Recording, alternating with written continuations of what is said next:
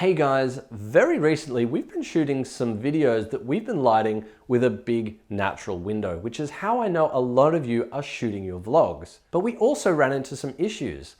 Constantly changing brightness levels from the sun going behind clouds and harsh sunlight spilling in through that window.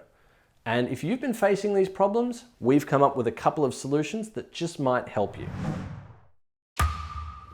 The first problem that you're likely to face is inconsistent light levels. When the sun goes behind a cloud or moves across the sky over the course of a filming session, the brightness levels are going to change, and that can make it difficult to edit your shots together. Sometimes it'll be bright, sometimes it'll be much darker. If you're just relying on the window, that can be a really tricky thing to deal with. The solution that we came up with is we added a little fill light just in front of the window. So we've got a little LED light just in front of me here, and it's just filling in and helping to balance out any of those lighting inconsistencies that we get from the window.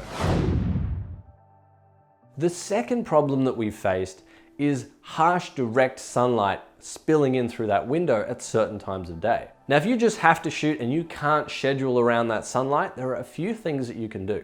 The first is to use sheer curtains in front of your window. But if you can't install curtains for whatever reason, maybe you already have a different type of blind, like vertical blinds, like we have here, then another thing you can do is you can just clamp or tape up a thin white plastic shower curtain. You want to make sure that these aren't too thick and they aren't colored in any way. So you want white sheer curtains, that's really important.